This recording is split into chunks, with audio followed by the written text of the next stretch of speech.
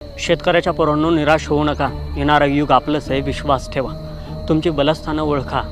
दूध, अंडी, मांस, मटण, अन्नधान्य याच्याशिवाय जगाला पर्यायच असू शकत नाही. म्हणजे थोडक्यात आपल्याशिवाय या जगाला पर्यायच असू शकत नाही. कुणी कितीही जागीरदार असला तरी नोटा दळून खाऊ शकत नाही किंवा डाटा मळून त्याची भाकरी बनवू शकत नाही. येणारा काळ आपलाच येणार आहे, फक्त थोडी तग धरा. कसल्याही परिस्थितीत जगा. जास्तीत जास्त चारा पिकं घेण्याचा प्रयत्न करा. शेळी, मेंढी, बकऱ्या काय पाळायचं त्या पाळा. गोठा तयार करा.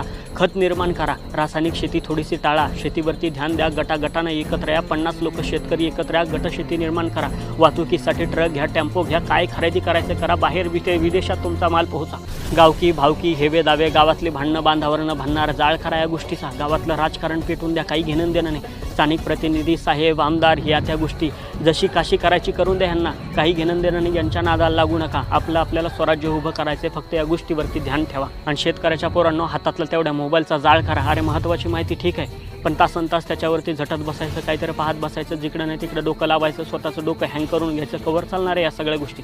महत्त्वाच्या माहितीपुरता मोबाईल ठीक आहे, परंतु त्या मोबाईलच्या जगातनं थोडंसं बाहेर निघा. शेती व्यवसाय प्रचंड मोठा आहे. जगाला आपल्याशिवाय पर्याय नाही. जेवढं कष्ट करता येईल, राबता येईल, उच्च विचार ठेवता येईल तेवढे ठेवा. अरे एक मर्सिडीजवाला सुद्धा तुमच्या भाजी आणि भाकरीशिवाय जगू शकत नाही. त्याची मर्सिडीज तुम्ही खरेदी नाही केली म्हणून तुम्हाला काहीच फरक पडणार नाही, पण त्याला दिवसातनं 3दा तुमची भाजी भाकरी लागते.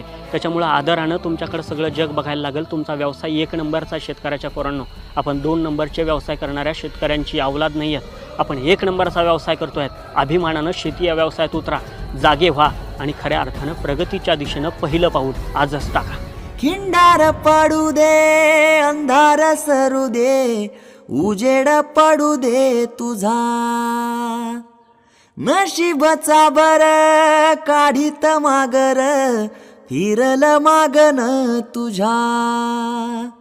होईल दिवस तुझा उद्याचा, होईल दिवस तुझा.